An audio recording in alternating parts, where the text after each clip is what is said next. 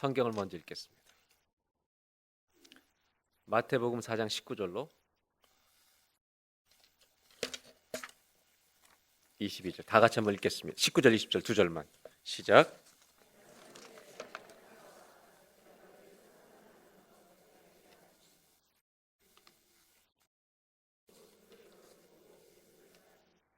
아멘.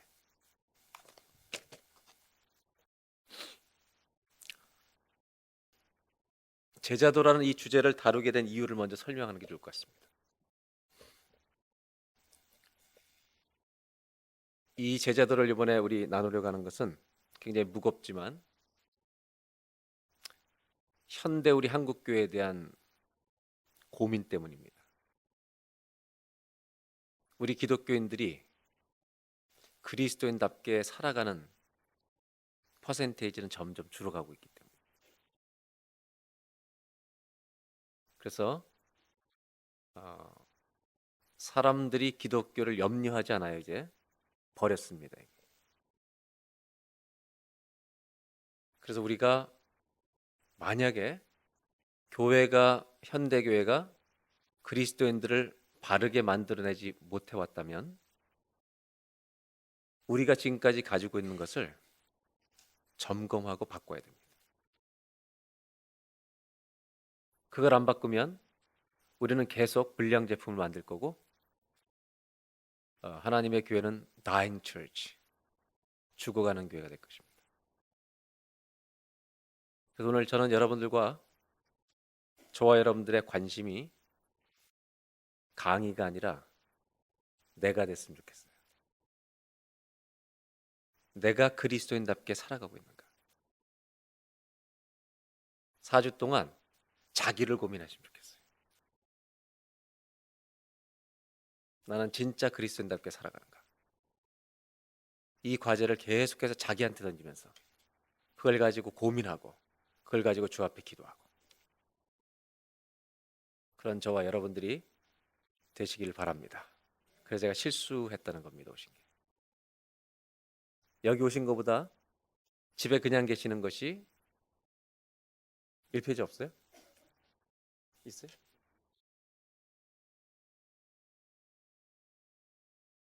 맞네. 감사합니다.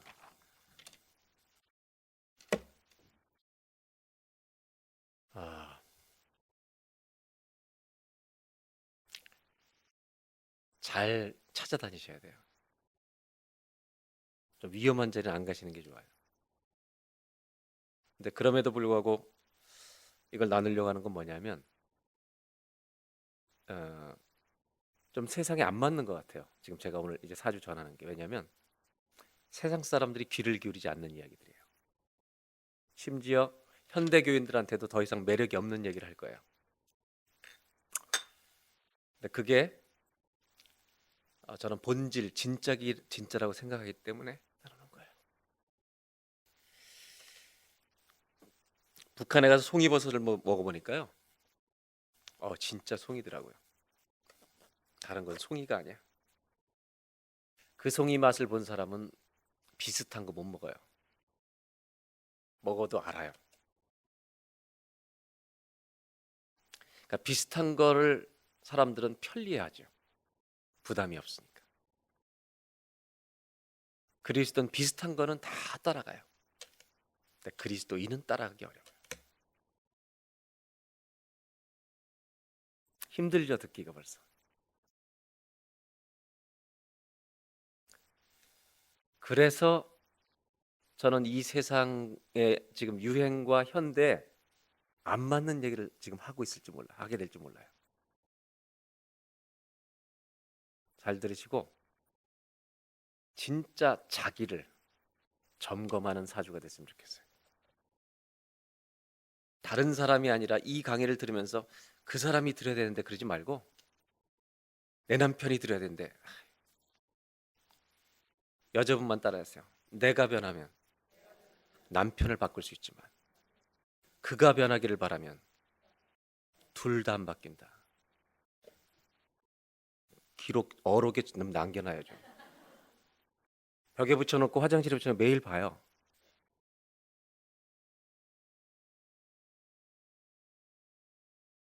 4주 동안 4가지 주제를 다뤄요. 오늘은 회심, conversion이에요. 이 회심이란 말은 방향이 바뀌는 거예요. 그러니까 방향이 바뀐 사람만 제자예요.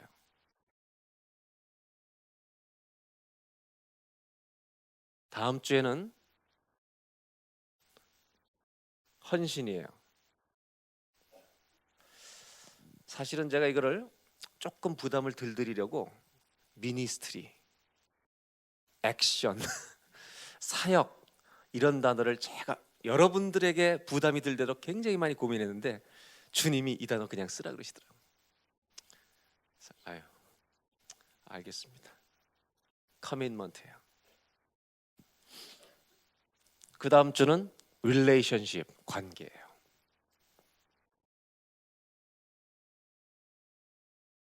그 다음 주 마지막 주는 maturity, 성숙이에요. 근데 여러분, 이 4가지는 순서로 일어나는 게 아니에요. 순환되는 게 아니라 회심하는 순간부터 이 3가지, 4가지는 함께 워킹을 해요. 어떤 사람은 이게 먼저 올 수 있고 이게 먼저 올 수 있고 이게 먼저 올 수 있고. 근데 중요한 건 이 4가지가 같이 워킹을 하고 있어야 더 좋은 제자가 되어가는 거예요. 어떤 거 하나만을 붙들고 있으면 온전한 제자가 될 수가 없어요. 그래서 오늘은 주로 이 회심에 대한 첫 번째, 왜냐하면 이것이 안 되면 다른 게 다 안 되기 때문에 그 얘기를 오늘 제가 이제 나누려고 합니다.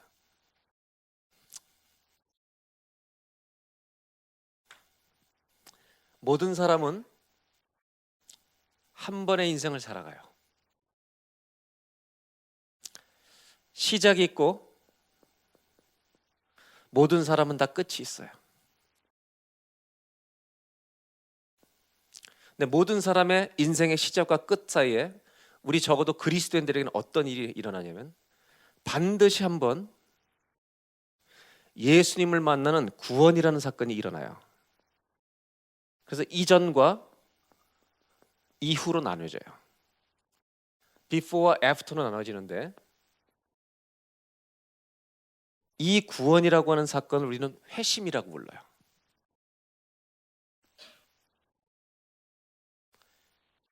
회심은 방향이 바뀌어버리는 거예요. 이 구원을 통해서 우리는 그 예수를 믿게 된 사람을, 예수님과의 만남을 통해서 거듭난 사람을 born again, 거듭난 그리스도인이라고 얘기를 해요.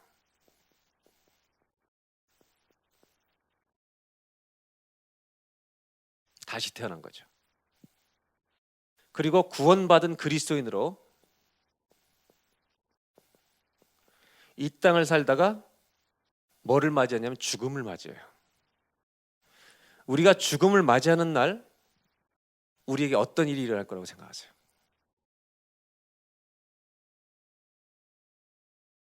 내가 죽는 날 어떤 일이 일어나요? 여러분이 알고 있는 신앙대로 대답하세요.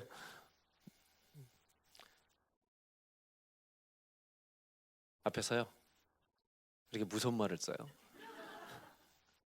하나님의 심판대 앞에 서요. 그 다음에 어디로 가요, 집사님? 모든 사람은 죽는 순간 하나님이 적어도 거듭난 사람들에게 부활을 주세요. 그래서 우리는 이 죽음과 함께 부활을 경험하고 어디에 들어가냐면 주님의 나라에 들어가요. 그의 나라에. 이게 우리 인생의 여정이에요. 그렇다면 제자도라고 하는 것은, 제자도에 대한 얘기는 이전 얘기예요, 이후 얘기예요? 제자도는 천국에서는 더 이상 필요가 없어요. 제자도라는 단어는 거듭난 때부터 이때까지 살아가는 사람들에 대한 이야기를 하는 거예요.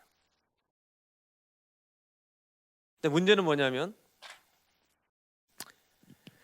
제자라고 하는 말 자체가 여기서부터 여기까지 있는 속한 사람들에 대한 얘기인데, 문제는 제자도, 제자, 십자가에도 이런 단어를 들을 때 우리 모든 성도들의 솔직한 느낌은 편안해요, 두려워요?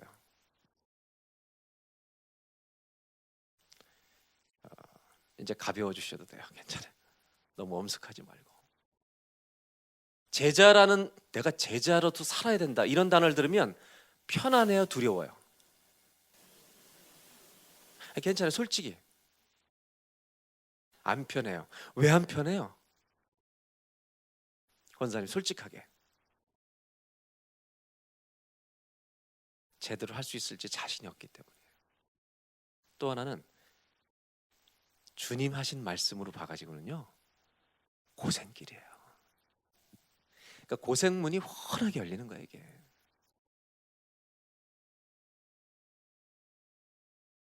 여러분, 프린트물 보시면 두려움인가, 그 다음에 뭐예요? 두려움인가, 예? 열등감인가. 첫 번째, 제자에 대해서 우리 그리스도인이 갖고 있는 보편적인 오해가 있어요. 이제 저를 보세요. 교제는 중요한 거 아니에요.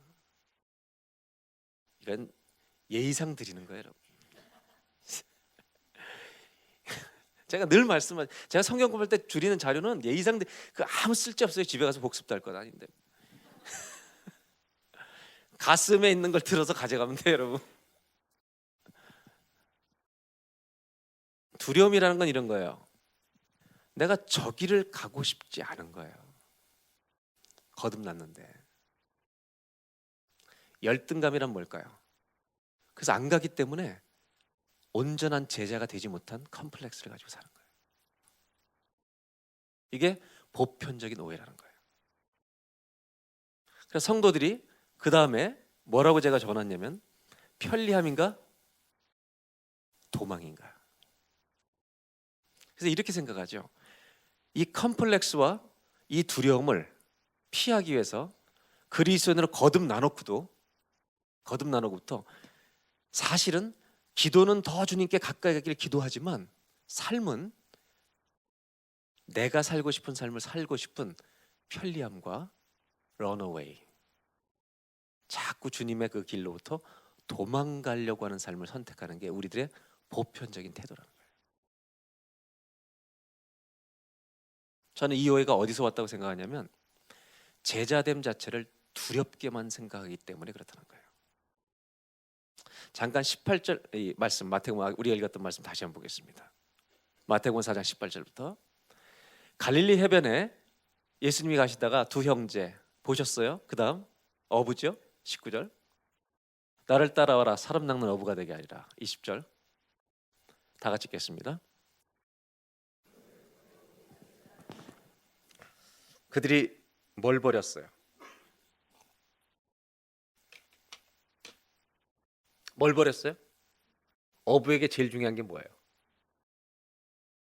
그러니까 우리는 이런 두려움이 있죠. 하나님은 내가 주님을 쫓아가려면 제일 좋은 걸 버리게 하실 거예요. 그분은 반드시 그렇게 하셔야 돼요. 우리는 이런 믿음을 가지고 제자 되는 것을 두려워해요. 그럼 여러분, 베드로와 지금 이 안드레, 이 형제들이 지금 이날 우리보다 난 상태였을까요? 우리보다 못한 상태였을까요? 영적으로.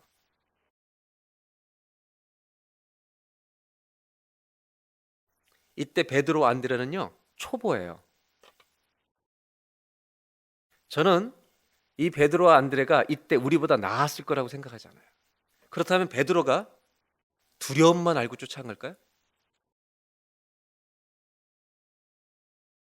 우린 두려움 때문에 못 가는데, 그러면 간 사람들은, 버린 사람들은 두려움만 알고, 다 두려움이 있는데도 불구하고 두려움을 알면서도 그걸 버리고 간 걸까요?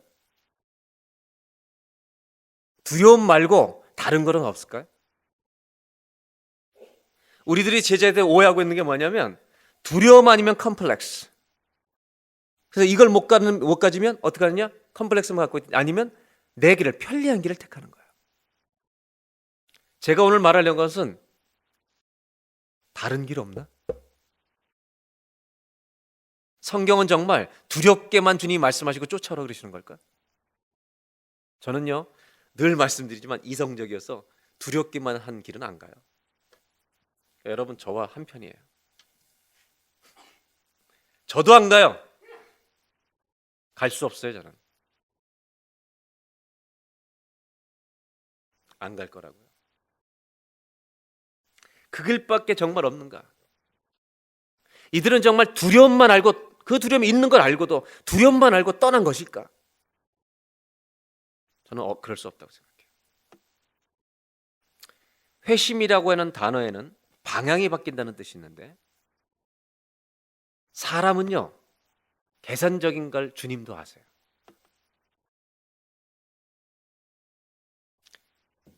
두려움만 주고 무조건 쫓아오라 그러면 아무도 안 갈 걸 다 알아요. 예수님도. 그래서 주님은 무조건 두려움만 주고 따라오라고 그러시지 않아요.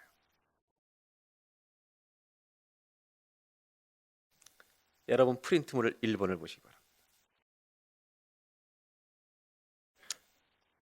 다 같이 시작.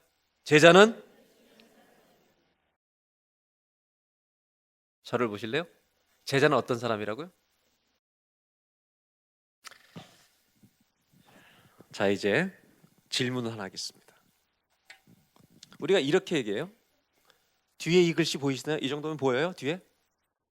맨 뒤에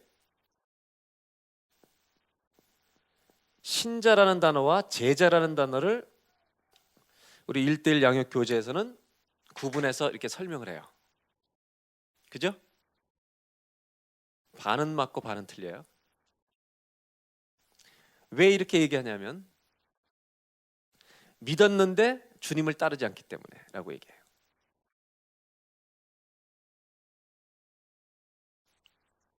제가 오늘 이제 1번부터 시작하기 전에 한 가지 질문만 더 드릴게요. 여러분은 자기를 신자라고 생각해요? 제자라고 생각해요?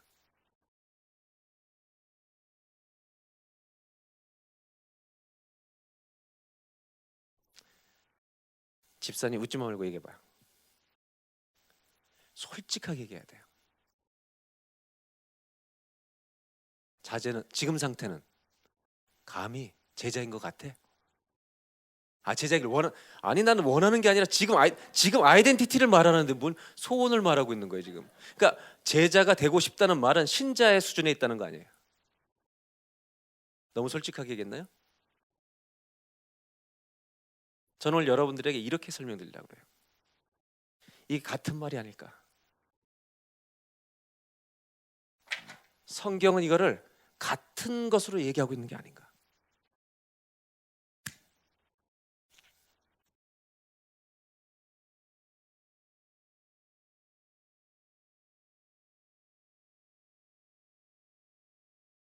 이렇게 얘기해 볼까요?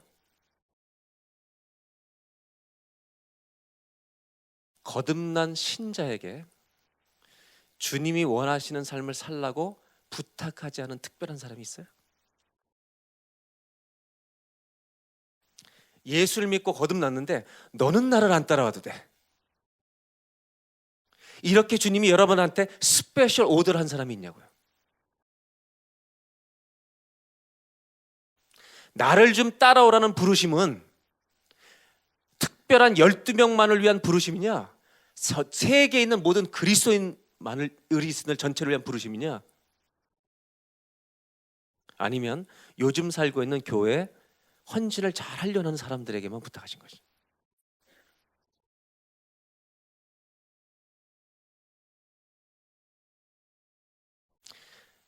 정말 한번 우리 정직하게, 하나님이 거듭난 나에게 예수님이 원하시는 삶을 살아달라고 부탁하신 것 같다, 늘 부탁하고 계신 것 같다, 한번 손 들어보실래요? 네, 감사합니다. 나에게는 너는 거듭났으니까 이제부터 네 마음대로 살아도 돼 라고 스페셜 오더를 나한테 반드시 주셨다. 손 들어보실래요? 이런 그리스도인들이 세계에 한 명이라도 존재할까요, 안 할까요? 할 것 같아요, 안 할 것 같아요? 그런 사람이 있어요, 없어요? 있어? 아니, 저 지금 대답을 잘못한 거죠? 있다는 거예요, 없다는 거예요? 아니, 주님이 부탁한 사람이 있냐고. 너는 나를 안 따라와도 돼. 무슨 말인지 못 알아들었어야지. 베드로 안드레도 알아들었어 무슨 말인지. 하나님이 그리스도인들의 세계 그리스도인 가운데 너는 나를 안 따라와도 돼. 네 마음대로 살아도 돼. 거듭난 사람한테 이렇게 하나님이 특별하게 주문한 사람이 있냐고. 주문 제작한 사람이 없다고 확신해요? 그러면 이렇게 제가 설명드릴게요. 제자는 거듭나는 순간 아이덴티티가 제자가 돼버리는 거예요. 문제는 제자로서의 삶은 매일의 나의 결단에 의해서 변해가는 거예요. 내가 제자인 줄 아는지 몰라도 사실은 구원받는 순간 제자가 돼버린 거예요. 왜? 그 사람은 하나님의 요구를 받고 있기 때문이에요. 다시 얘기해요.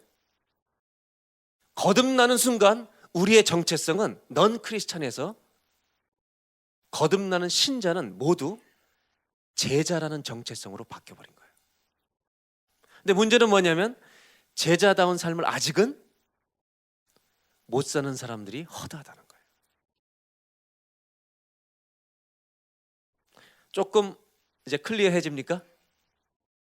이제 자기 정체성을 조금 알기, 성경적으로 좀 알기 시작해요 지금? 다시 묻습니다. 여러분 제자예요 아니에요?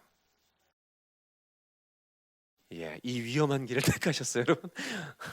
이쪽은 그런데 이쪽은 좀 대답을 안 하시네. 여러분 제자예요 아니에요? 제자 같죠? 제자예요. 이제 자신감이 막 생기네. 두려움이 떠나고. 주님은 왜 쫓아오라 그러실까? 두렵기만 한 길을 쫓아오시는 분 절대 아니에요.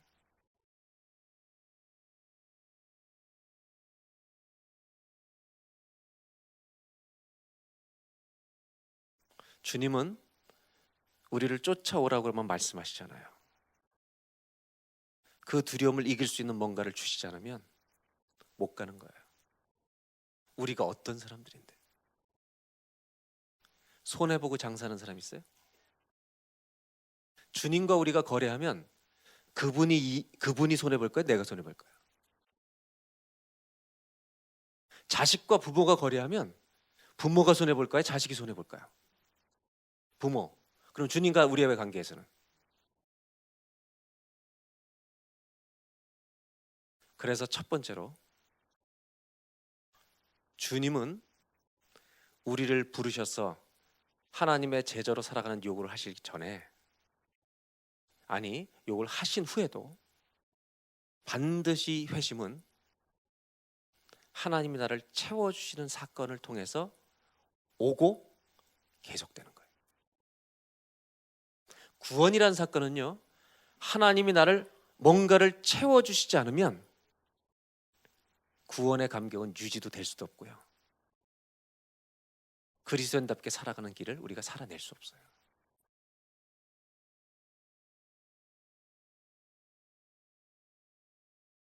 하나님은 반드시 첫 번째 행하시는 게 뭐냐? 우리의 인생에 뭔가를 채워주시는 일을 행할 줄로 믿습니다. 여러분 프린트문에 성경 말씀을 잠깐 보겠습니다.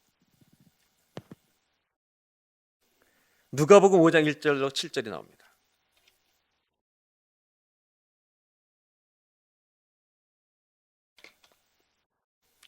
자막을 보시죠.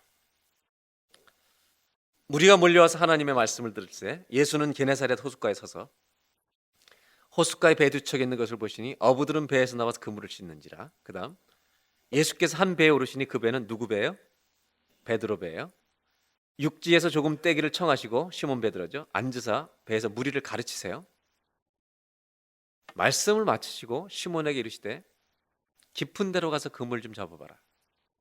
밤새도록 못 잡았는데. 5절 시몬이 대답하여 이르되 선생님, 우리들이 밤이 새도록 수고했을 때 잡은 것이 없지만은 빈 그물인데 말씀에 의지해 내가 그물을 내려보겠습니다.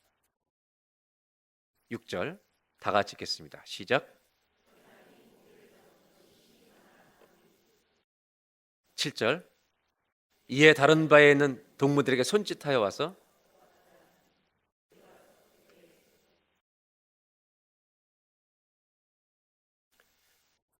베드로는 뭘 경험했냐면요, 이렇게 물고기를 쉽게 잡아본 적이 없어요. 빈배가 가득 채워진 거예요. 주님은요, 요렇게 하신 다음에 어떻게 하냐면 너 나 따라와 이렇게 말씀하세요. 주님을 쫓아가는 길에는요, 반드시 오는 게 있어요. 주님을 따라가는 길에는 반드시 따라오는 게 있어요. 이게 없으면 평생의 회심이 안 돼요. 제가 회심을 여러분들 혼동시킬까 봐 염려가 되는데, 구원받은 회심이 있고요, 인생의 변화가 일어나는 회심들이 있어요. 거듭난 자로 삶이 바뀌는 회심이 있어요. 근데 하나님은 우리가 구원받고 구원받기 이전에도 채우실 때가 있고, 구원받고 나서도 주님을 쫓아가는 길에 나서면 하나님은 반드시 그 사람들에게요, 두려움을 이길 수 있는, 두려움과 비교할 수 없는 채워주시는 은혜들을 반드시 주시는 거예요. 그러기 때문에 따라오라는 거예요. 안 채워주시고는 따라오라고 얘기하실 수 없는 분이 주님이에요.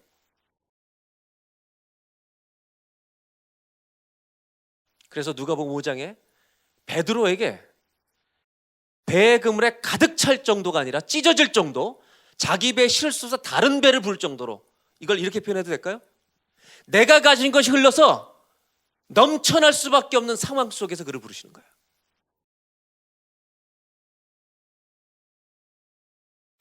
생각해 보세요. 우리가 다른 사람에게 예수님을 쫓으라고 무엇을 가지고 말하겠어요?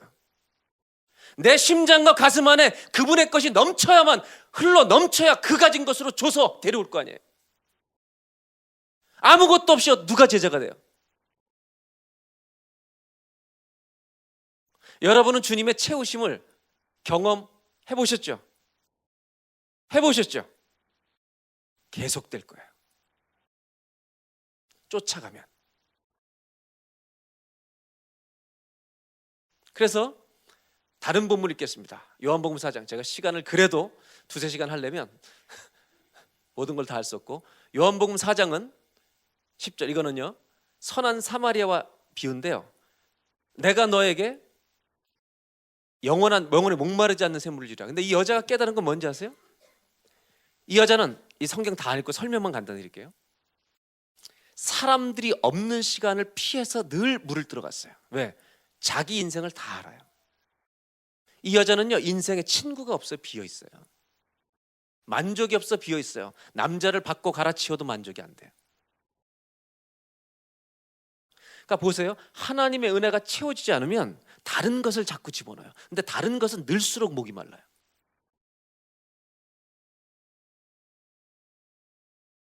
대화하더니 당신 좀 이상한데? 선지자 아니에요? 뭐 어떻게? 남편 데려와라. 남편이 없나이다. 네가 남편이 없다는 말이 많다. 맞다. 그리고 과거를 얘기해 줬더니 어떻게 나를 다 아시냐고. 네가 대화하는 사람이 누군지 알았다면 네가 그에게 물을 달라고 했을 것이다. 정리하면요, 이 여자는 평생 처음으로 성인이 돼서 수많은 상처 속에서 빈 너덜거리는 인생, 그 인생에서 예수님이 찾아오셔서 처음으로 가르쳐 주신 거예요. 너에게 관심 있는 사람이 있다. 네가 목마르지 않고 영원한 생수를 마시며 살 수 있도록 바라는 내가 있다.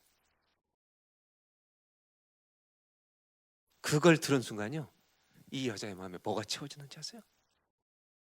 나를 사랑하는 분이 있네. 나를 기대하는 분이 있네. 그리고 항아리를 어떻게 했어요? 물동이를 버려두고 left behind. 그러니까 제자들은요, left behind가 있는 거예요. 꼭 뭔가 버리는 게 있어요. 주님이 버리라고 강요하지 않아요. 버려두고요, 동네로 뛰어내려가서 내가 메시아를 만났다. 와 보라. 여러분, 이거는요, 이 여자가 채워진 것을 말하는 거예요. 가지지 못한 개념을 말하는 게 아니라 그분이 주신 사랑을 맛보고 얘기하는 거예요. 너도 사랑해 줄 수 있어, 주님이. 왜냐하면 이 사람은요, 유유상종. 어디로 달려갔겠어요? 자기 같은 사람들한테 달려갔을 때 같아요, 저는.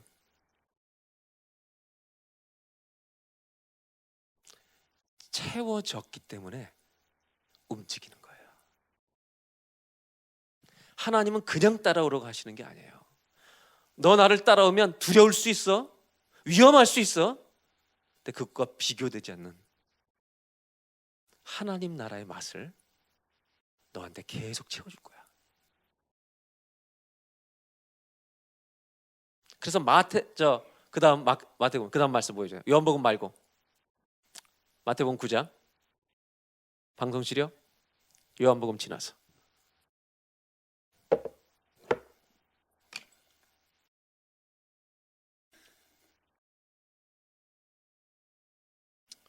마가복음 9장.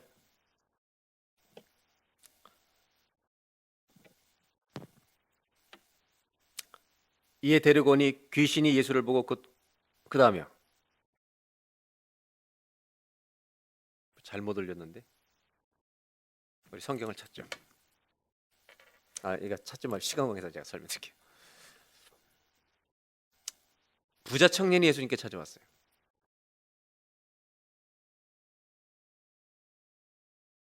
하나님 사랑하고 내 이웃을 내 몸같이 사랑하라. 그랬더니 이 남자가, 청년이, 율법과 계명을 다 지켰나이다. 그때 예수님이 베드로에게는 얘기 안 하시던, 사마리아 여인에게는 얘기 안 하시던 것을 얘기하세요. 그냥 나를 따라와 그러지 않으세요. 그죠? 그리고 하나를 더 얘기하죠. 뭐라고 얘기해요? 네가 가진 모든 것을 버리고 나를 쫓아와라. 그때 이 청년이 땡큐 소 마치로 갔어요, 안 갔어요? 왜 못 갔을까요?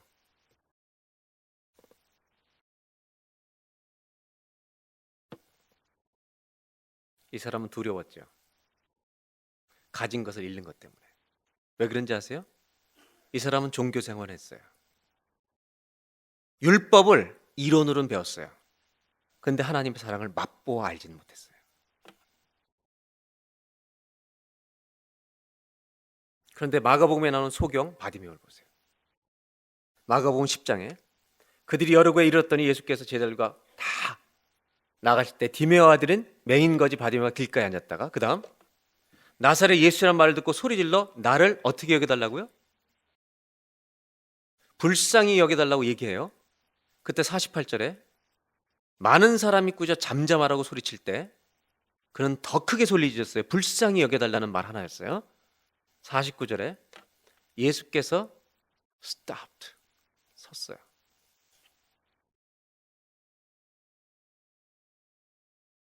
그가 너를 부르신다.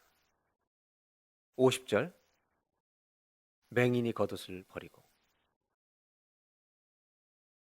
뛰어일어나 예수께 나오거늘. 51절 너에게 무엇을 하여 주기를 원하느냐. 보기를 원합니다. 내 인생은 보고 싶은 것이 소원이었습니다. 52절 내 믿음이 너를 구원하였느니라. 그가 곧 보게 되어, 그 다음 말이 중요하죠. 예수를 길에서 따르니라, 쫓으니라.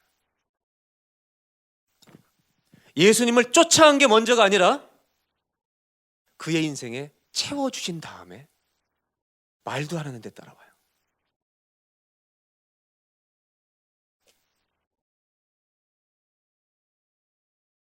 아무 말도 안 돼 쫓아와요, 예수님을. 채워져 있기 때문에요. 예수님과 바디메의 관계는 내가 예수님을 평생 잊을 수 없는 분으로 들어와 있는 거예요. 왜? 내 평생의 소원인 것을 채워주셨기 때문에. 부자 청년에게 저 돈이라는 우상 때문에 주님을 만나지 못하는 걸 알고 있는 거예요. 그래서 그것만 버려 먼저. 주님이 채워주실 것을, 그 기회를 그는 놓친 거예요.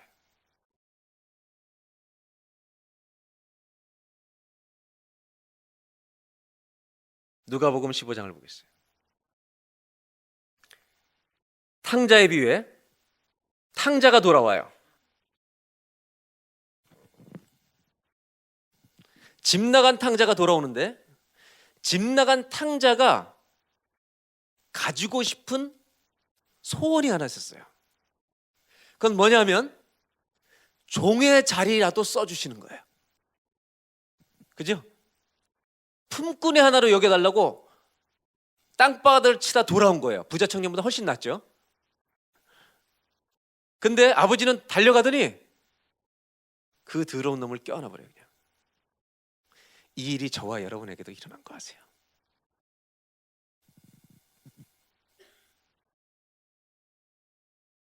우리의 더러움을 다 알면서 껴안아 주신 건 아니냐고요. 이 아버지의 사랑으로 아들은 가득 찬 거예요. 그날 아들놈에게 입술까지 맞춰주는 거예요. 그리고 그 다음 절, 아들이 이르되 아버지 감당 못합니다. 22절, 죄를 지어서 감당하지 못하겠습니다. 근데 주님이 가락지를 끼우고 제일 좋은 옷을 입히고 신을 시켜라.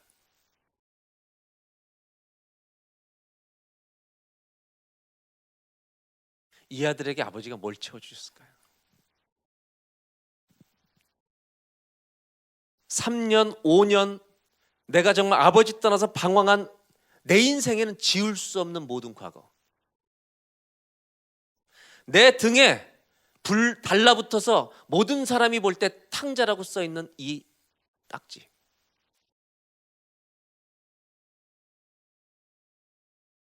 하나님은 종으로 살았으면요 그 딱지가 떨어지지 않아요. 그걸 띄고요, 너 내 아들이야 왜 이래? 그냥 우리 집에 있어. 이 아들의 마음은요 아버지를 쫓았어요.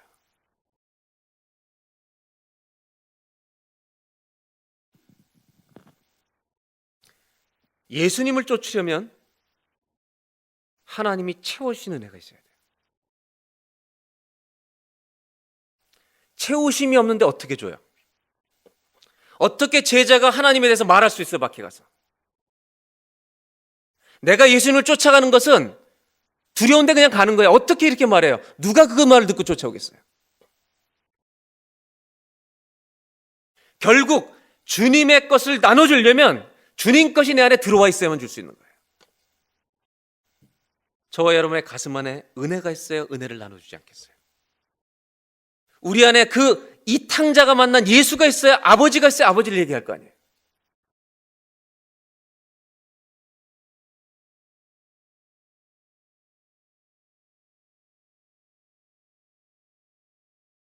저는 수많은 경험을 해요.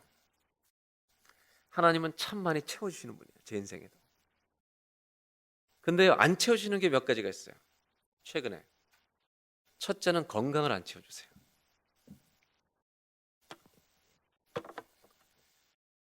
두 번째는 저는 목회자이기 때문에요 돈은 안 채워주세요.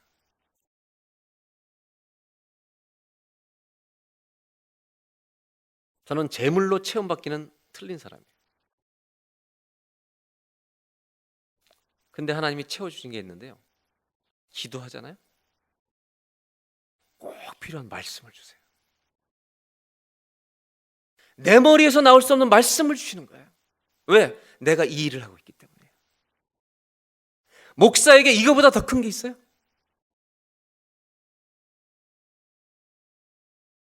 어젯밤에 책상에 앉아서 말씀을 보고 있는데 하나님이 또 주시는 거예요. 내 가슴을 채워주시는 거예요. 요즘 새벽 기도를 시작하고 다들 많이 뜨겁게들 기도하는데 사람들이 이제 본당으로 옮길까 막 얘기를 해서 그냥 가자. 왜냐하면 히팅 해야지, 전기 켜야지. 모자는 바닥에 앉자. 진짜 미어 터지면 옮길 거예요. 근데 하나님 무슨 말씀 주시는데 새벽 기도 준비하는데 새벽 기도 슬로건을 주시는 거예요.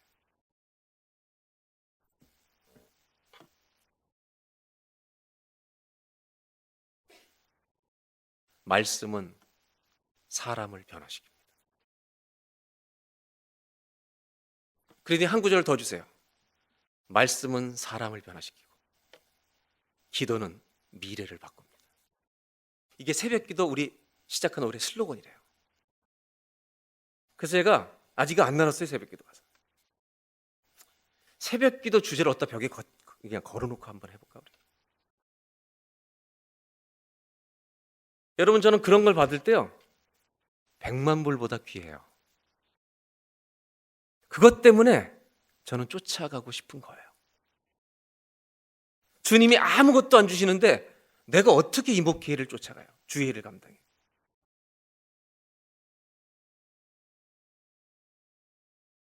회심에서 제일 중요한 첫 번째는요, 채우심이 있어야만 주님을 쫓아가는 회심이 인생에 계속 일어나는 거예요. 주님은 그냥 쫓아오지 않으세요. 저는 여러분에게도 하나님이 계속 채워주실 것을 믿어요.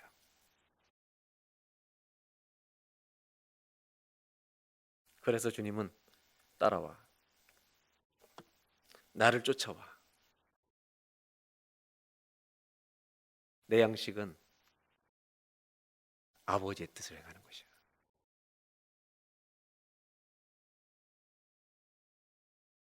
함부로 쫓아가지 마세요. 채워지고 쫓아가세요.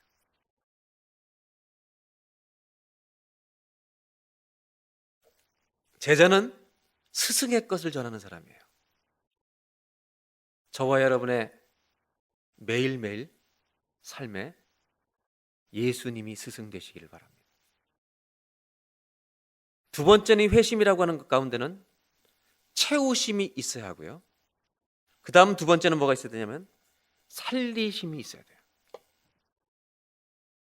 결국 회심이라는 사건은 하나님의 은혜를 채워주시고 우리로 하여금 죽을 죄인이 살아나는 이런 변화를 일으키는 사건이 회심인 거예요. 그래서 여러분, 회심이란 단어는 사실 제자는 회심한 사람이어야 됩니다. 이 세 가지 오늘 1, 2, 3번의 주제가 다 방향 전환인 거예요. 1번은 뭐냐면 죄인에서 하나님의 자녀로 바뀌는 거예요. 그래서 여러분, 마가복음 10장 45절에 이런 말씀이 있어요. 다 같이 한번 읽겠습니다. 시작.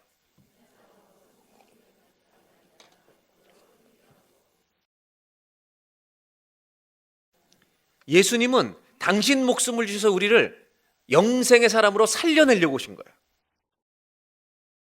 회심이라고 하는 사건은 우리를 하나님이 살려내시는 사건이 일어나면 회심이에요. 그래서 요한복음 3장에 이런 말씀이 있어요.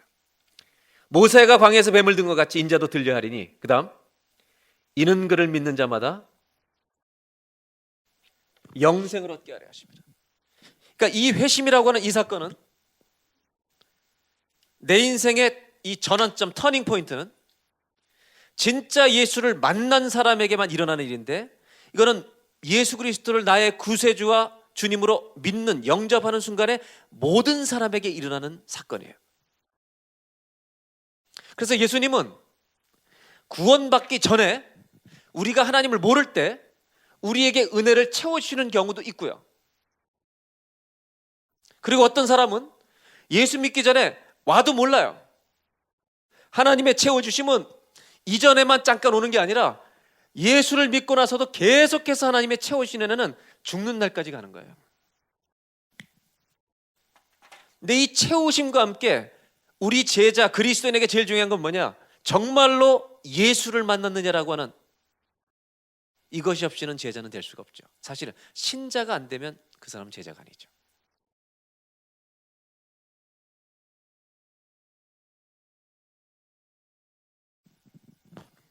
두 번째가 살리심이에요. 여러분, 다시 한번 묻습니다. 여러분은 신자예요, 제자예요? 크게 한번 대답해 보세요. 신자예요, 제자예요? 저를 따라 하실래요? 정답을 가르쳐 드릴게요. 나는 신자이며 동시에 제자이다. 저는 신자와 제자라는 말을 오늘 같다는 걸 말씀드려요. 신자와 제자를 구분하려고 하기 때문에 진짜 그리스도인이 안 생기는 거예요. 우리 모든 거듭난 신자, 예수로 말미암아 다시 태어난 사람은 나를 쫓아오라는 요구를 반드시 받은 사람들이에요. 그 부담을 못 살더라도 그 부담을 가지고 있는 사람은 제자가 시작되는 거예요. 아멘이에요? 시작되어 버렸어요. 그래서 정체성은 거듭날 때 생기는데 삶은 그 결단 속에서 어떤 사람들이 정말 제자가 되어가는 거예요. 얼만큼 되어가느냐, 그 크기와 깊이는 다르다. 그 다음에 세 번째, 주님은 컨버전에서 결단을 요구하세요. 마태복음 16장 13절, 예수께서 빌립보 가이사랴 지방에 이르러 제자들에게 물어 이르되 사람들이 날 누구라 그러냐. 14절, 어떤 사람은 선지자라고 합니다. 요한, 세례요한, 엘리야, 예레미야. 그 다음 이르시되 너희는 나를 누구라느냐. Who do you say I am? 너희는 나를 누구라느냐. 그때 베드로가 이렇게 얘기하죠. 다 같이 읽겠습니다.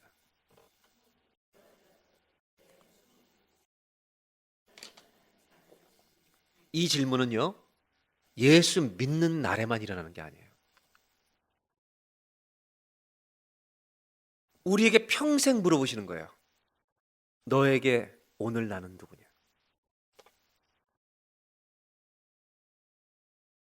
하나님은 우리에게, 모든 신자에게 매일매일 이 결단을 요구하시는 거예요. 내가 너에게 누구냐?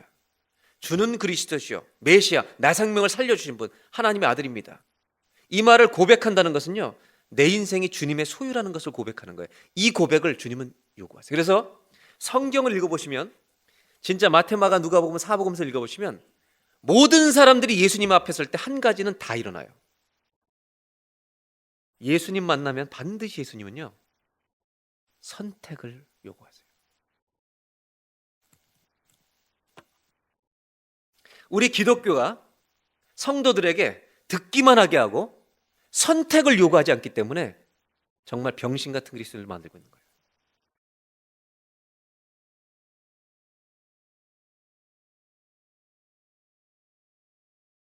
훨씬 더 좋아질 수 있는 사람을 영적으로 완전 베이비로 살게 하는 거예요. 옆에 분에게 정말 주님의 마음으로 쳐다보면서 이렇게 인사하시면 좋겠습니다. 당신은 생각보다 대단한 분입니다. 한번 인사 나누실래요?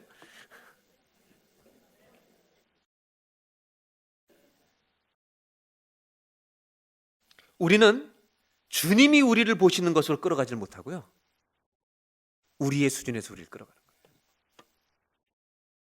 제가 완전해서 이 말을 하는 게 아니죠. 저도 실소투성이고 죄투성이지만 그분이 저를 그렇게 끌어주시기 때문에.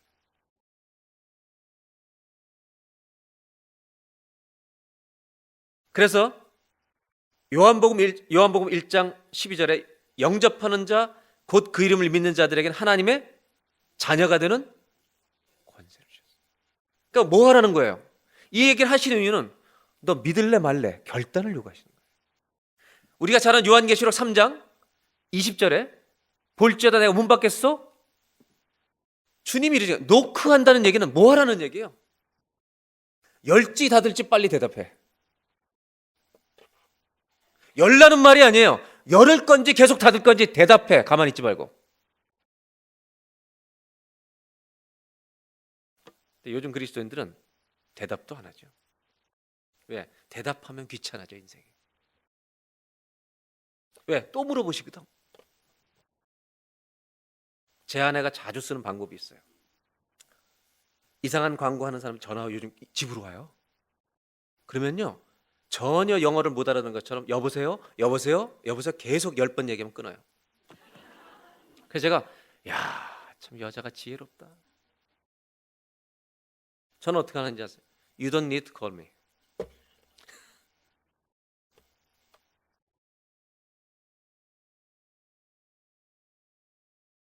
요한복음 2장 19절. 여기 보세요. 예수께서 대답하여 이르시되, 여러분 마태복음에 베드로가 주는 그리스도시여 살아계신 하나님이라고 아들이라고 대답했어요.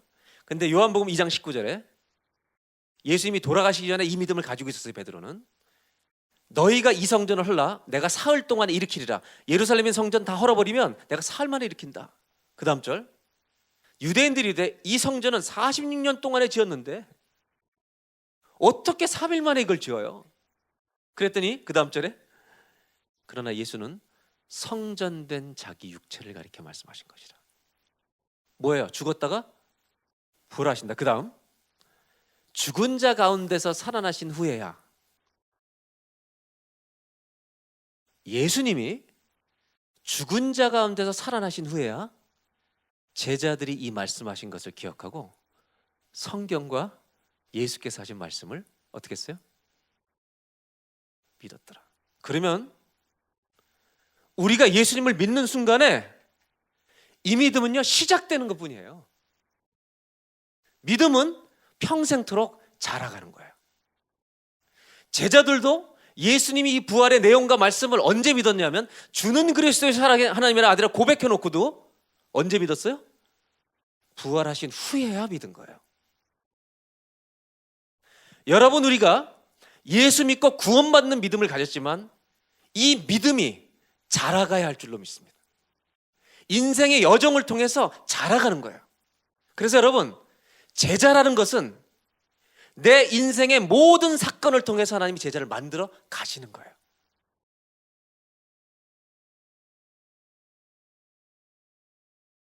그래서 회심이라고 하는 단어에는 채워주심과 우리를 살리시는 십자가의 사건과, 그래서 여러분 성경에 예수님이 십자가 매달 때 제가 성경을 읽지 않았는데 휘장이 찢어져 버리잖아요. 우리를 하나님의 은혜의 보좌로 끌어내시는, 살리시는 역사가 있기 때문에 회심이 가능한 거고, 그 다음에 우리에게 믿을래 안 믿을래, 따라올래 안 따라올래, 이 두 단어는요 붙어 다닌다는 거예요. 믿고는 안 따라가겠습니다라는 조건은 예수님에게 없다는 거예요. 맞죠? 이게 성경적이죠? 솔직하게 얘기해봐요. 편리하게 얘기하지 말고. 내가 예수를 믿는 순간 나를 따라오지 않아도 되라는 사람이 있어요, 없어요? 한 명이라도? 없어요. 제자가 된 거예요. 제자의 삶은 결단에 의해서 얼만큼 되어나가느냐가 결정되는 거예요. 오늘 이 성전을 나가는 순간 이런 정체성을 가지고 나가야 돼. 나는 예수님의 제자임이 분명합니다. 아멘. 할렐루야. 이제 그러면 그 다음으로 넘어갈 때가 된 것 같아요. 두 번째로, 제자는 하나님 나라를 꿈꾸는 사람이에요. 즉 하나님의 나라를, 이거 두 번째 다 같이 읽죠. 시작.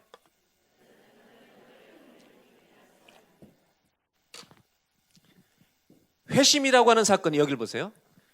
우리가 예수를 믿는 회심이라는 사건이 죄인에서 하나님의 자녀로 전환되는 사건이라면, 이 회심만 있는 것이 아니라 주님이 나를 쫓아러 가신 이유는 거듭난 구원의 회심만 있는 게 아니라 내 꿈의 방향이 바뀌는 회심이 주님으로부터 요구된다는 거예요. 그러니까 제자가 정체성을 가졌는데, 정체성을 가진 사람이 이제부터는 내 꿈보다 하나님의 꿈을 생각하는 사람이 되도록 부르심을 받았기 때문에 하나님이 무엇을 소원하신지 그 꿈을 가슴속에 가진 자만이 제자예요. 이 말은 뭐냐?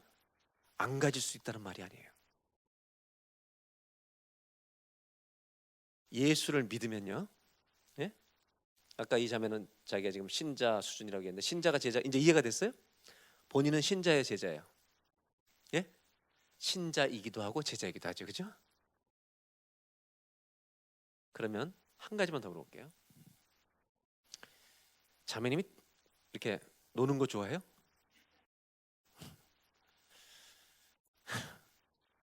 신뢰가 되는 질문해서 죄송해요. 내가 그렇게 못 살아도 뭔가 주님을 위해서 해야 될 것 같은 부담이 있어요, 없어요? 있어요? 있으면 제자예요. 이거를 안 주신 사람이 하나도 없어요. 왜 그런지 아세요? 성령께서 우리 안에서 그 일을 행하고 계시기 때문에. 여러분, 제자는 큰 업적을 이루어서 제자가 되는 게 아니에요. 태어나서 회심 한 순간부터 하나님의 아버지 나라에 대한 꿈을 우리에게 심어 넣어 주셨기 때문에 그 부담이 자라기 시작하는 거예요. 1년 내내 부담만 있어. 어떤 사람은 10년 내내 부담만 갖고 있어요. 근데 11년째예요. 한 걸음을 내디뎌요. 이 내디딜 때 동시에 일어나는 일이 내 꿈을 잡는 거예요.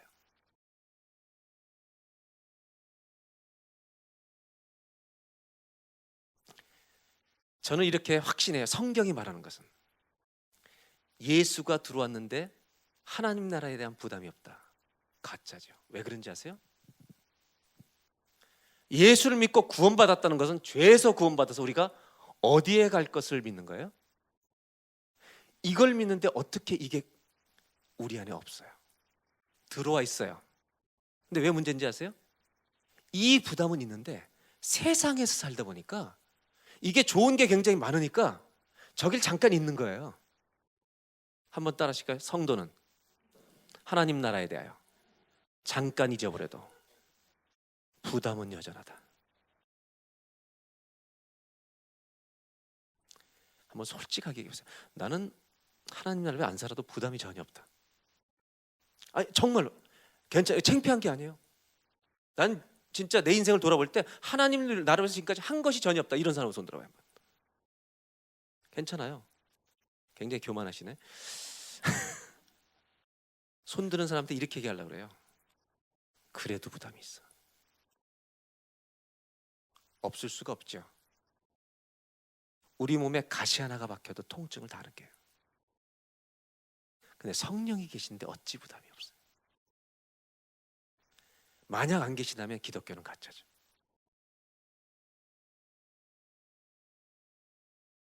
제자는 하나님 나라에 대한 부담에서 시작하는 거예요. 그 부담은 반드시 우리를 순종으로 끌고 가요.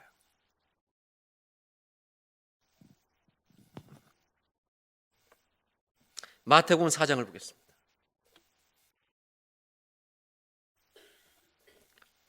다 같이 한번 읽겠습니다. 시작.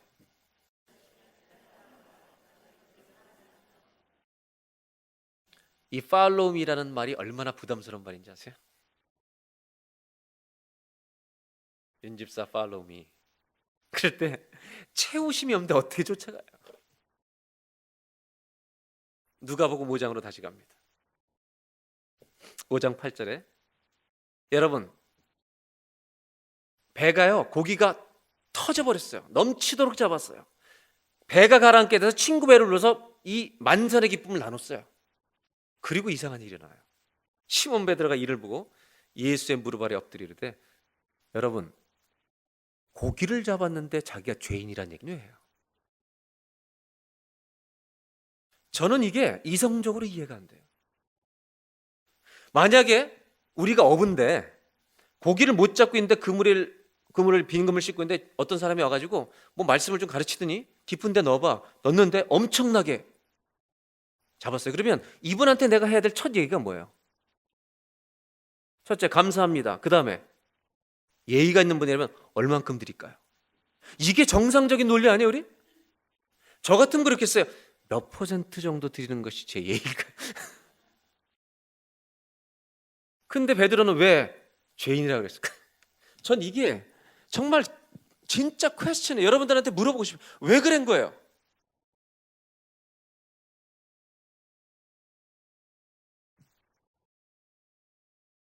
제 이성을 설명을 좀 해주세요. 풀어주세요. 베테니 집사 왜 그런 거예요 이거? 저거예요. 그분의 그물을 통해서 배가 넘치는 걸 본 베드로는요 예수님이 하나님인 걸 안 거예요. 하나님인 줄 모르면 이런 얘기를 왜 해요? 그러고 나서 이제 베드로가 한 얘기는 너무 재밌어요. 다 놀래요. 10절. 그 다음 세베대 아들로서 시몬의 동업자인 야고보와 요한도 놀랐습니다. 예수께서 시몬에게 이르되 무서워 말라. 이제 네가 사람을 취하게 될 거다. 사람 낚는 어부가 될 거다. 이 말을 듣고요, 베드로가 이렇게 얘기해요. 다 같이 읽겠습니다. 시작.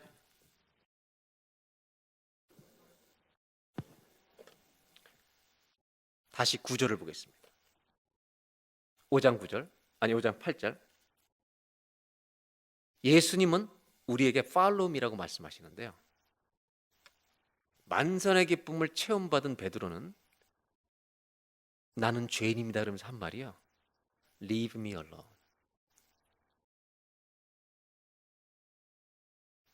Go away from me. 여러분, 성도 그리스도인에게는요, 이 두 가지가 언제나 충돌해요. 부담이 있기 때문에 쫓아가고 싶은데 그 길이 힘든다고 느끼기 때문에 Leave me alone. 그런데 결국 주님과 대화 이후에 5장 11절로 가보면, 5장 11절이요, 다시 다 같이 읽겠습니다. 시작.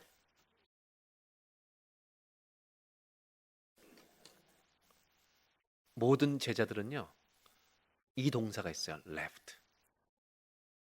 leave가 아니에요. left. 떠난 과거에 left behind. 뒤로 남겨두고. 다시 묻습니다. 베드로는 주님이 따라 그러는데 결국 나를 떠나주십시오 오히려 이렇게 얘기했다가 결국 갔어요, 안 갔어요? 두려움과 열등감은 우리를 못 떠나게 하지만 저분이 나를 사랑하신다는 채우심이 채워지면 두려움을 이깁니다. 그래서 성경이 이렇게 말하죠. 사랑은 두려움을 내쫓습니다.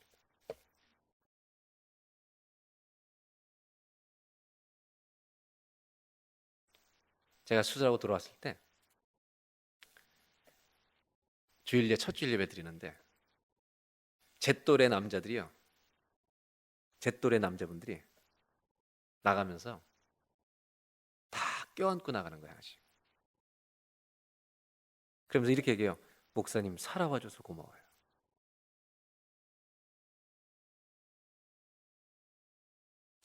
그때 제가 뭘 느꼈는지 아세요? 이분들이 정말 나를 사랑하는 거야.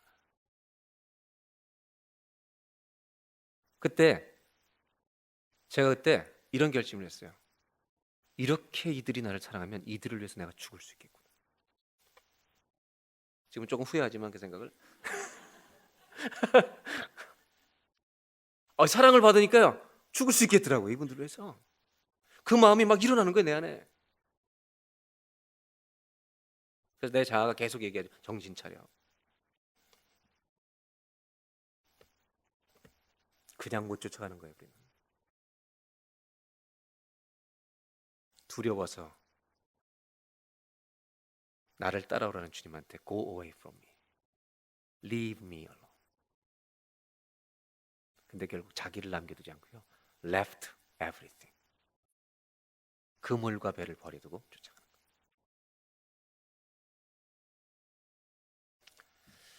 이제 좀 프랙티컬한 자리로 돌아가겠습니다. 뭐냐면 이제 부담을 좀 내려놓으시고요. 그렇다면 우리가 어떻게 주님을 쫓아가나? 어떻게 꿈을 잉태하나? 사람들이 제자에 대해서 두려워하는 이유는 이거예요. 우리가 주님을 쫓아가려고 나서면 우리 모든 사람한테 주님이 네 모든 것을 버리라고 요구하실까 봐 두려운 거예요. 주님 쫓아가려고 좀 결심을 하는데 갑자기 어느 날 주님이 꿈속에 나타나시더니 네 집 다 팔아.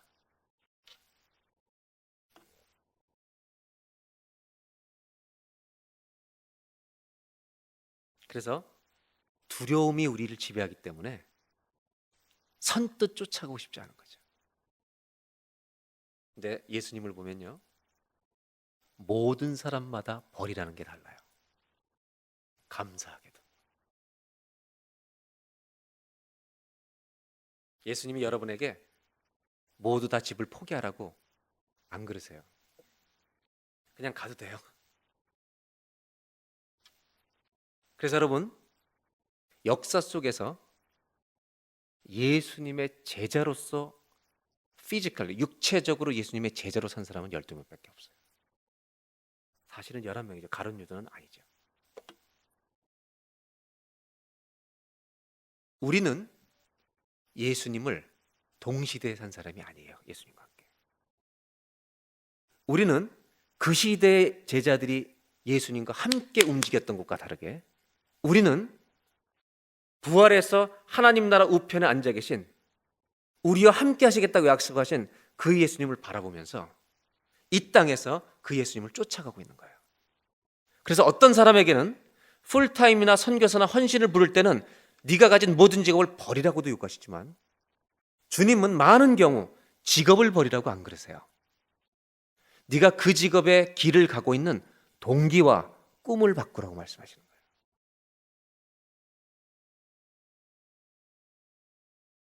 그래서 여러분, 두려움에서 조금 자유해지시길 바라요. 주님도 계산하고 물어보시는 거예요. 제가 요 얘기하면 떠나겠구나. 거듭나지 않은 사람한테는 아직 그걸 부탁도 안 하죠. 그래서 부자 청년한테는 사랑도 맛본 녀석한테 네 거 다 팔아 갖고 와. 얘는 무슨 얘기라도 안 와요. 왜? 물질이 신이기 때문에. 율법은 액세서리예요.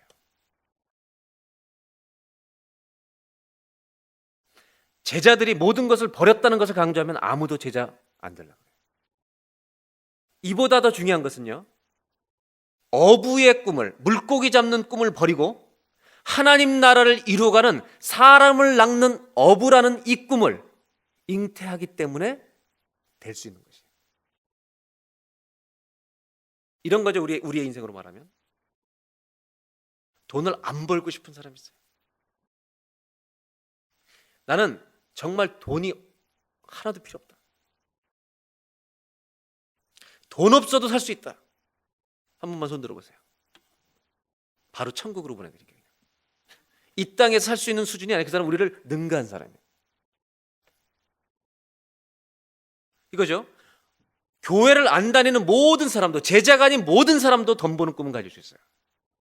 근데 제자는, 하나님 나라의 꿈을 잉태한 사람은 이거죠. 우리는 돈을 벌기 위해서 벌지 않아요. 제자는 쓰기 위해서 버는 거예요.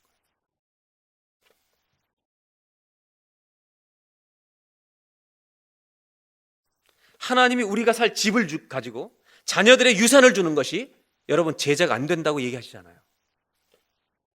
하나님이 원하시는 것은 우리 모든 사람의 믿음의 분량에 따라 하나님 나라의 꿈을 잉태하고 부담을 갖고 있는데, 거기에 어떤 모양이로든지 조금이라도 혹은 더 크게 동참하는 사람이 되기를 기다리시는 거예요.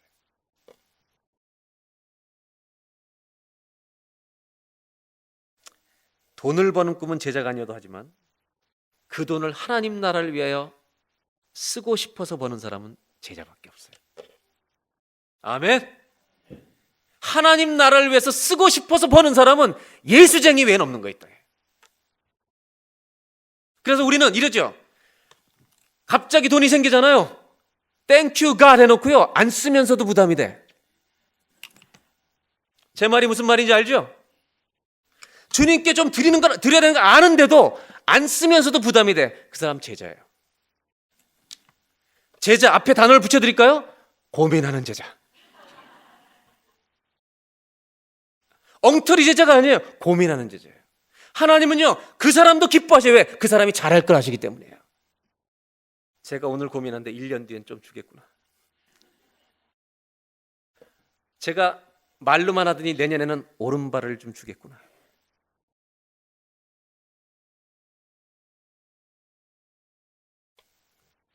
그래서 하나님 나라의 꿈을 꾸고 자기의 꿈까지 버릴 수 있는 사람은 하나님 아버지의 사랑을 체험받지 않았다면 할 수가 없어요. 그래서 컨버전이 제일 중요해요.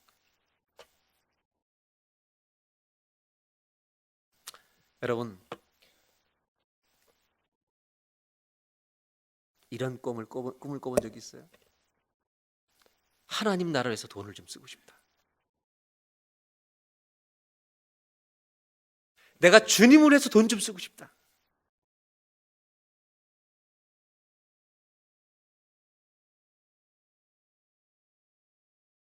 저는 이렇게 말하고 싶어요. 꿈의 회심이 안 일어났다면, 부담만 가지고 있다면, 나에게 오늘 이 제자도 사주는 나한테 적용하라고 부탁드리는데, 내 꿈이 회심이 아직 일어나지 않았다면,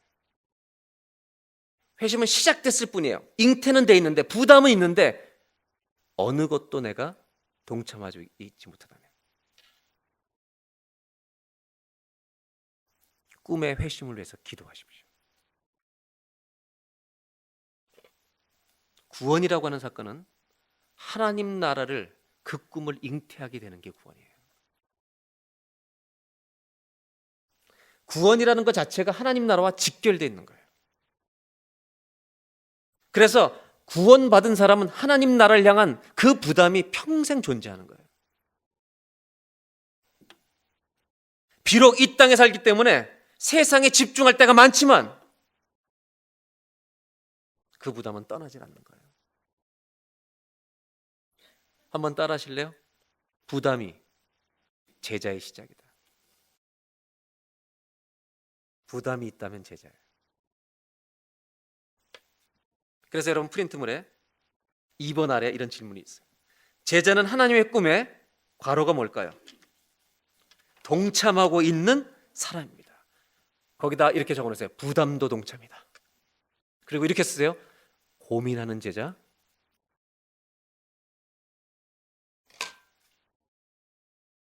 제가 여러분들한테, 오늘 오신 여러분들한테 이렇게 부탁드리고 싶어요.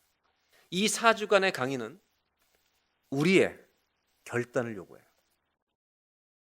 무슨 얘기냐면, 하나님 나라에 부담이 있다면 어떤 모습으로든지요, 작은 것을 시작하세요. 기도든 물질이든 하나님 나라를 위해서 작은 것을 드리기 시작해요. 드리는 것과 부담만 갖고 있는 것에는 엄청난 차이가 있어요. 왜 그런지 아세요? 물질이 있는 곳에 뭐가 가요? 물질이 있는 곳에 마음이 따라가요. 기도하는 것에 내 인생이 따라가는 거예요. 여러분, 마음이 없는데 어떻게 그리스도인답게 살아요? 기도와 우리의 헌 시간과 물질을 하나님 나라에서 24시간 드리는 게 아니라 30분, 5분, 10분부터 시작하는 거예요. 그래서 저는 선교배다 이렇게 얘기해요. 왜 선교 헌금을 어른만 작정하냐 이거예요. 왜 애들한테 그 꿈을 안 주냔 말이에요. 애들 돈 많아요 요새. 우리 건축 헌금 이거 할 때요, 우리 고등학교애가 부모보다 헌금을 많이 하는 애가 있어요. 얘가 한국에서부터 세뱃돈을 받은 돈을 모아서 여기 갖고 있어요. 고등학교 때. 그게 7,000불이에요. 걔가 그걸 다 드린 거 아세요, 여러분? 얘가 대학 가서 방황하고 있어요 지금. 그래서 제가 그 부모님을 보면서 이런 생각을 해요. 저걸 받으신 주님이 쟤를 놔두겠나?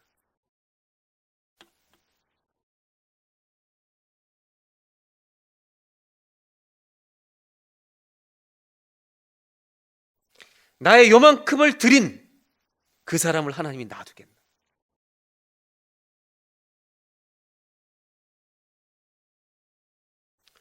내가 지금 주님 나라를 위해서 하고 있는 게 뭐가 있어요?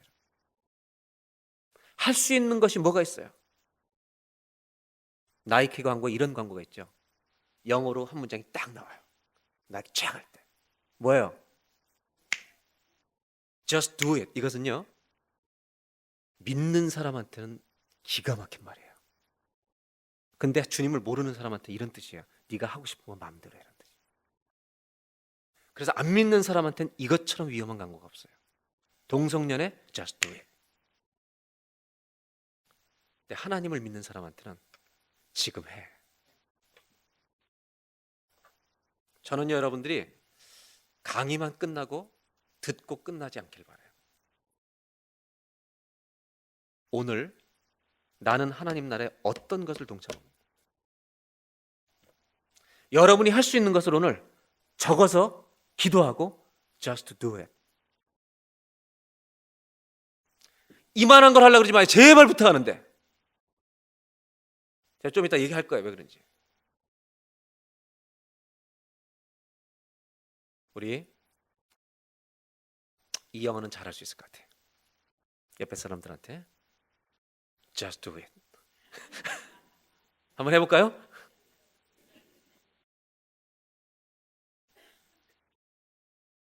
그래서 여러분 프린트물에 2번 아래 이런 게 있어요. 제자는 뭐보다 큰 것보다 먼저 작은 것을 버리는 사람이에요. 마태복음 26장을 보겠어요. 자, 보세요. 예수께서 십자가를 지기 전에 제자들에게 이르시되 오늘 밤에 너희가 나를 버릴 것이다. 기록된 바 내가 목자를 치리니 양의 떼가 흩어지리라 하였느니라. 그 다음 그러나 내가 살아난 후에 너희보다 먼저 갈릴리로 가리라. 그 다음 베드로가 대답하여 이르되 모두 주를 버릴지라도. 제가 이 말 싫어한다 그러잖아요. 주를 버릴지라도 다른 사람은 욕 안 해도 돼요. 나만 안 버리겠다 그러면 되는데 베드로는 성급해요. 늘. 근데 잊지 마세요. 성급해도 제자예요. 여러분 실수해도 제자예요. 조금 이따 설명드릴게요. 나는 결코 버리지 않겠나이다. 그때 예수님이 뭐라 하는지 아세요? 끔찍한 말을 해요. 보세요. 너 오늘 버려 나를. 죽어도 안 버린다고 또 얘기해요. 그 다음 뭐예요? 다 같이 읽겠습니다. 시작.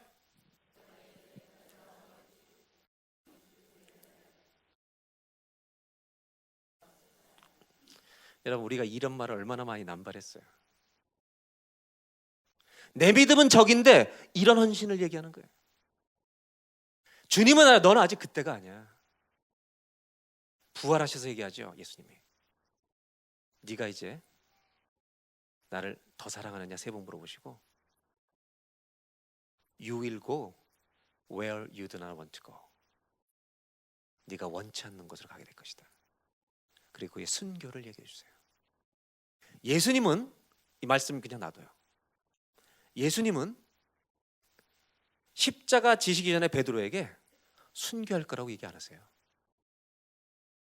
수제자에게 넌 나를 버릴 거야. 근데 놀라운 것은 그를 제자가 더 이상 아니라고 말하지 않아요.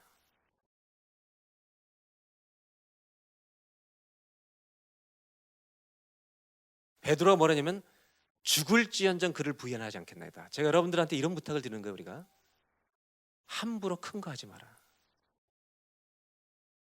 작은 것을 버리지 않는 사람은 큰 것을 버릴 수 없다. 내가 이불을 하나님 나라에서 드릴 수 없는 투니 이불자리를 드릴 수 없는 사람은 목숨 절대 못 드려요. 그런데 거꾸로 이불을 드리는 사람은 someday 목숨도 드릴 수 있는 거예요. 왜? 연습이 되기 때문에요. 우리의 예수님의 수제자 베드로께서도 이런 실수를 남발하셨어요. 그래서 이 베드로를 통해서 우리에게 부탁하시는 게 뭐냐? 너 베드로 스타일로 신앙생활 해볼래?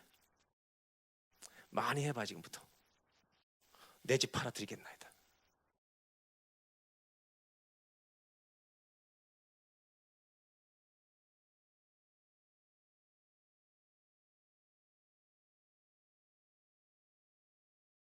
여러분 내가 오늘 할 수 있는 것, 내가 할 수 없는 걸 시작하지 마세요. 주님께 할 수 있는 하나님 나라를 위해서 할 수 있는 그거를 시작하세요. Just do it.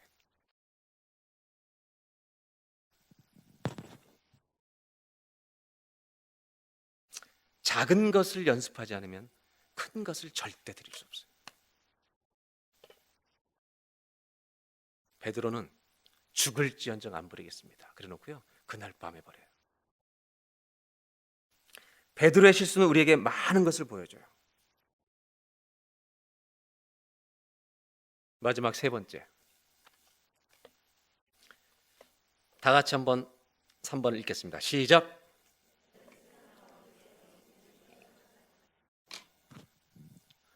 첫 번째는 죄인이 하나님의 자녀로 변화되는 회심이고요. 두 번째는 꿈이 바뀌는 회심이고요. 세 번째는 더러움에서 거룩함으로 삶이 바뀌는 회심이 일어나야 돼요. 그게 제자예요. 이 세상 한가운데서 예수님을 쫓아가는 삶을 살려고 하는 것이 제자인데, 다시 묻습니다. 이분 아까 다시 물을게요. 내가 볼 때 내가 거룩해 안 거룩해요? 아니, 거룩은 너무 힘든 말이고, 경건해요 안 경건해요? 경건하지 않죠.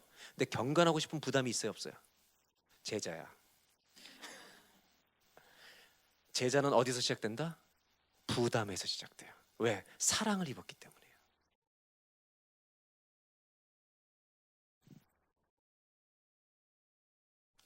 내가 그 사랑을 입었는데 어떻게 부담을 안 가져요?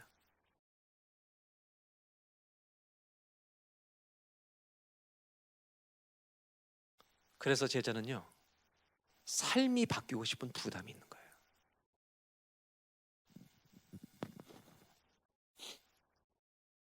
그래서 여러분, 삶의 변화의 결단을 우리가 매일 선택하지 않으면 제자의 정체성은 가지는데 제자의 삶은 드러나지가 않아요.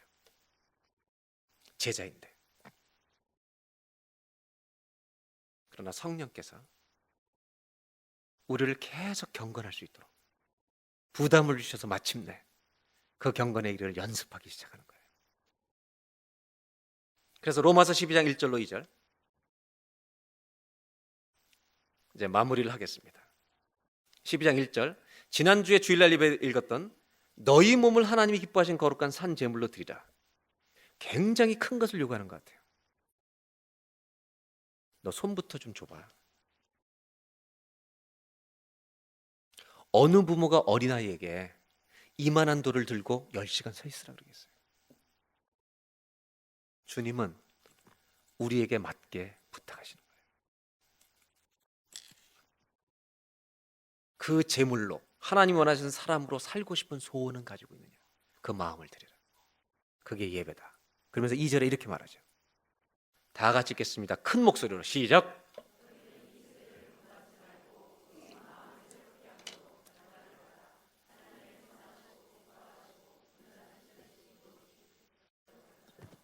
여기서 굉장히 중요한 삶의 변화죠. 주님이 말하시는 게 뭐냐면 이 세대를 어떻게 하지 말라고요? 본받지 말라는 거예요. 이 세대를 본받지 말라는 말을 다른 말로 쓰면 이 세대가 살아가는 모양과 풍토를 어떻게 하라는 거예요? 따라가지 말라는 거예요.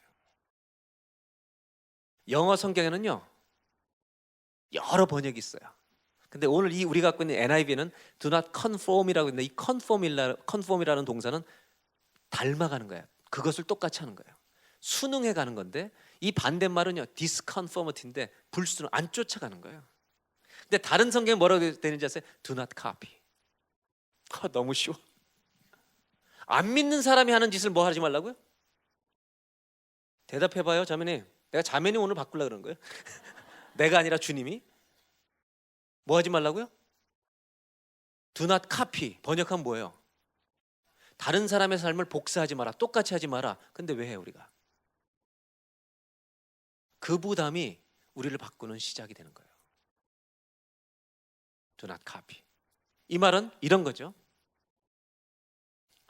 하나님은 예수님을 보내주셔서 죄악된 세상을 하나님이 기뻐하시는 나라로 바꾸고 계시는 일을 하세요. 우리의 사령관인 하나님은.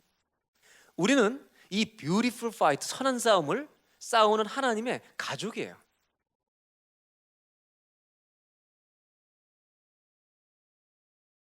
근데요, 실수할 때가 있어요. 카피할 때가 있는 거예요. 축구 얘기를 해서 죄송한데, 여자분들 용서하세요. 여자분들에게 묻는데 자살골이 뭔지 아세요? 여자분들 아세요 혹시? 자살골이라는 것은 어디다 공을 넣는 거예요? 자기 골대에 공을 넣는데, 여러분이 본 축구 가운데 intentionally, 의도적으로 자기 골대에 골을 넣는 사람 보셨어요? 축구샵에? 없었죠. 어떻게 자살골이 일어나냐면, 수비를 하다가, 얘기 잘 들으셔야 돼요. 수비를 하다가 상대방의 공을 막으려다가 맞고 방향이 틀려서 들어가는 거예요. 자, 의도예요, 실수예요?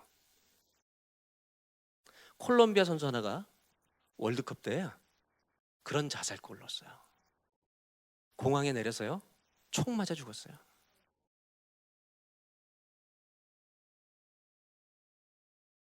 왜냐하면 콜롬비아 사람들은 남미 축구에 열광하는 나라, 16강을 못 올라갔으니까. 네가 문제야, 총 쏴서 죽여버렸어요. 다시 축구로 돌아오면, 자살골이라는 것은 수비수가 의도적으로 하는 것은 단 한 번도 없어요. 뭐 하다 그러는 거예요? 막다가 실수하는 거예요. 주님은 우리가 do not copy하라 그러는데, 하지 말라 그러는데, 우리가 세상을 쫓아가는 모양을 가질 때 이거를 뭐라 하냐면 영적인 자살골이에요. 우리 아버지가 싸우는 사람들과 싸우는 게 아니라 그 사람 편에 나도 부담되는 짓을 하고 있는 거예요. 이해가 되세요? 내가 그렇게 하고 싶지 않은 마음이 내 안에 가득 차 있는데 육이 약하니까 그 갈등 속에서 저지르는 거예요. 그래서 베드로도 배신한 거예요. 베드로가 배신할 때 아무 고민이 없었을까요? 있었어요, 없었어요? 자살골 한 거예요. 예수님을 욕했어요. 근데 놀라운 것은 자살골을 그렇게 처절하게 넣은 베드로를, 예수님을 욕하면서 자기의 사령관을 욕하면서 자살골 넣은 베드로를 단 한 번도 총으로 쏴 죽이지 않으셨어요. 그리고 쳐다보고 우셨어요.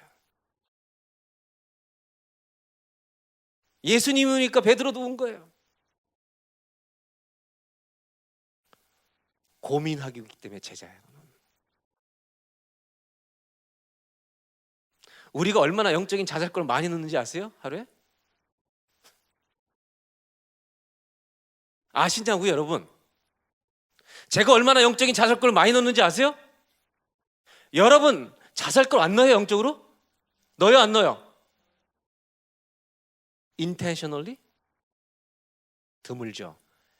그런 걸, 죄를 짓거나 세상을 따라갈 때 우리는 부담이 있어요. 완전한 사람을 제자라고 하시는 게 아니에요, 주님은. 그 부담을 가지고 사령관 대신 주님 편에 서려고 애쓰고 있는 사람들, 그렇게 수많은, 하루에 24번 자살골 넣는 사람을 주님은 또 그 다음 게임에 출전시키는 거예요. 미치겠어, 내가 볼 때는. 저걸 어떻게 또 쓰나? 근데 주님은 아신다고요. 내년에는 자살골 12개로 줄일 거야. 아니 10년 뒤에는 10골을 넣을 거야, 제가. 할렐루야. 이런 기대를 가지고 우리를 만나 주셔서 제자라는 사람이 탄생하는 거예요. 제자는 완제품이 아니에요, 여러분. 만들어져 가는 거예요.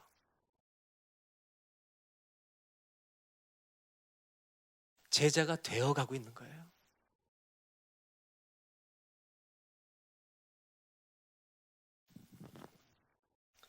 참 주님께 감사하죠.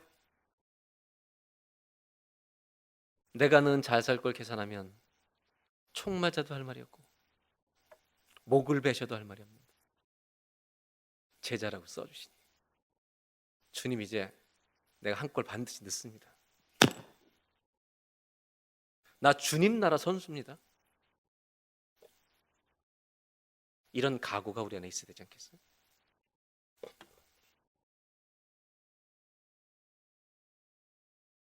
경건함은 가치가 바뀌는 거예요. 그래서 세상을 쫓아가지 않고 주님을 쫓아가는 거예요. 마지막 베드로 얘기라고 마치죠.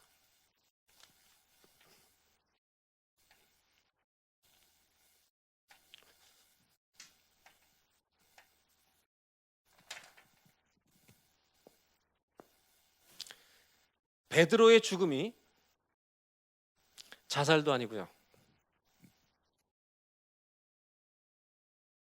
헛된 죽음도 아니에요. 자살이라고 하는 것은요, 기독교에서 전통적으로 자살하면 지옥 간다고 가르쳤죠. 왜 그러는지 아세요? 이유를 아셔야 돼요. 자살을 지옥 간다고 가르친 이유가 뭔지 아세요? 신학적으로 자살은요, 살인이에요. 남을 죽이는 게 아니라 주님이 살리신 나를 죽이는 거예요. 신학적으로 자살하지 말라고 얘기하는 건 그거예요. 또 한 가지는 가룟 유다가 뭐 했어요? 자살했어요. 자살이라고 하는 행위는 신학적으로, 성경적으로 이런 의미예요. 하나님 앞에 죄를 회개하지 않겠다는 거예요. 인간으로서 가장 강한 방법을 택하는 거예요. 그러나 현대 기독교에서는 이 멘탈 프로블럼이 많이 생기기 때문에 많은 사람들이 죽는 순간에 맨정신을 하지 못하는 경우가 많아요. 그런 사람들을 위해서 반드시 자살하면 지옥 간다는 얘기를 조금 유보하고 있는 거예요. 자살을 권장하는 게 아니에요, 여러분. 자살이 얼마나 인간적으로 강한 방법인지. 이중살인. 근데 베드로는 죽을 때 십자가에 거꾸로 매달려 죽은 거 아시죠? 순교예요. 그럼 잘 보세요. 여기서 베드로가 예수를 처음 만난 날, 자, 만선의 기쁨을 누리고 주는 그리스도시요 살아계신 하나님의 그리스도시요 살아계신 하나님의 아들이라는 고백을 가지고 살아가요, 평생. 근데 신앙의 업다운이 계속 있는 거예요. 전도도 했어요. 사역도 같이 참여했어요. 그런데 참여하다가 예수님을 부인하죠. 그리고 통곡하죠. 그리고 부활의 주님을 만나죠. 사도행전이 시작되죠. 성령이 역사하죠. 지금이나 성령 역사 이런 것들이 이제 다음 주에 계속 흘러가면서 나올 거예요. 어떻게 제자가 되어가는지. 자, 여러분들한테 질문하고 싶은 게 있어요. 순교했어요, 순교. 저한테 대답해 보세요. 베드로는 언제가 제자예요?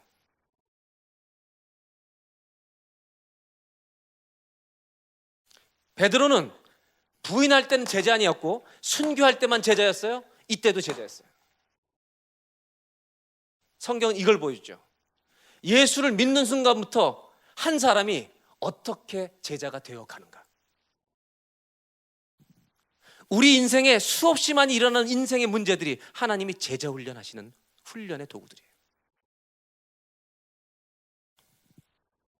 제자는 어느 순간의 제자가 아니라 예수를 믿는 때부터 시작돼서 제자는 평생 완성되지 않아요. 제자로 살아가면서 되어가는 거예요.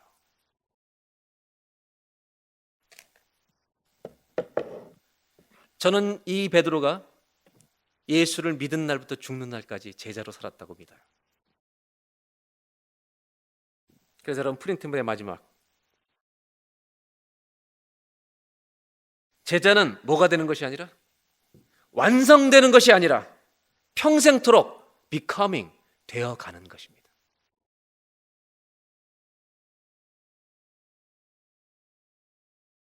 이제 우리에게 남은 건 이거예요.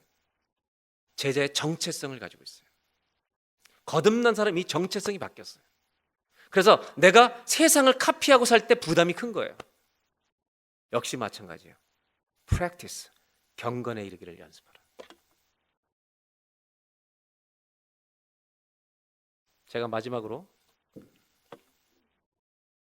제자로서의 연습을 위해서 4가지 어플리케이션, 적용에 대한 얘기를 좀 할게요.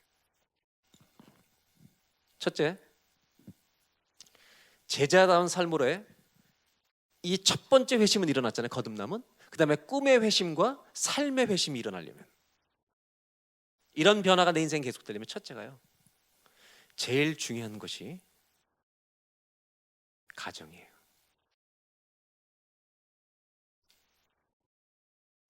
가정에서 사업이 실패했을 때, 내가 돈이 없을 때 여러분 사람들에게, 돈 많은 사람들에게 얻을 생각하지 말고 하나님이 제자인 나에게 이때 어떻게 반응하길 원하시는지 물어보셔야 돼요. 그래서 여러분 가정에서 여러분들이 자녀들과 함께 예수 믿는 사람다운 결정하는 것을 한 번 보여주고 두 번 보여주기 시작하면 여러분 가정의 자녀들은요 제자가 되어가요. 가장 중요한 것이 제자는 가정에서 시작되는 거예요. 여러분이 부모로서 정말로 주님을 믿는 사람이라면 어떤 문제들이 생길 때마다 세상을 쫓아가는 결정을 내리지 말고 하나님이 원하시는 결정을 내려가는 훈련과 연습을 하시다 보면 여러분 집안에 제자가 득실거는 일이 생길 거예요. 그러니까 제자 훈련은 교회에서 시작되지 않아요. 가정과 인생에서 시작되는 거예요. 그래서 여러분 집에서도 자살골 넣지 말고, 감독이 얼마나 고통스럽겠어요. 한 골만 넣어주면 되는데 하루 종일 넣어. 제가 아군이야 적군이야? 유니폼은 붉은 악마인데 골은 우리나라에 넣어버려. 일본에 안 넣고. 여러분 생각해 보세요. 일본하고 축구할 때 1대1인데 우리나라 선수가 자살골을 한국에 넣었다. 여러분 우리나라에 오면 어떻게 되겠어요 그 사람? 저는요 총 맞아 죽는다는 생각이 아니라 사지를 찢을지 몰라요. 여러분 우리가 더럽게 사는 것은요 일본에 시합할 때 자살골을 넣는 것보다 주님은 수백만 배 더 아픈 사건이에요. 근데 우리를 참으시는 거예요. 두 번째가요, 제자로서의 삶을 살려면 내 라이프 스타일이, 내 하루의 매일매일의 시간이 주님과 만나는 시간을 지키지 않으면 절대 제자로서의 삶의 회심은 안 일어나요. 어떤 교육을 받아도 변하지 않아요. 그러나 말씀과 함께 기도와 함께 매일 조금씩 주님을 만나는 라이프 스타일을 갖고 있는 사람은 반드시 제자가 되어 갈 줄로 믿습니다. 세 번째, 제자는 공동체 속에서 만들어져요. 예수 믿는 사람들과의 모임 속에 속해 있지 않으면 제자로서의 삶을 살아가는 건 더 어려워져요. 공동체에 소속되셔야 돼요. 마지막 하나, 반드시 주 앞에 하나님 나라 꿈을 위해서 드리고 있는 현재가 있어야 돼요.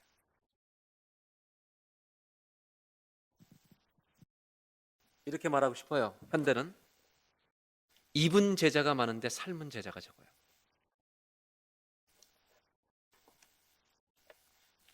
그게 우리 얘기이기 때문에 가슴이 아픈 거예요.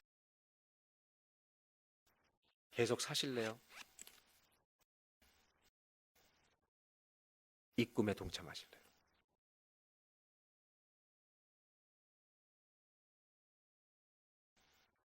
기도하겠습니다.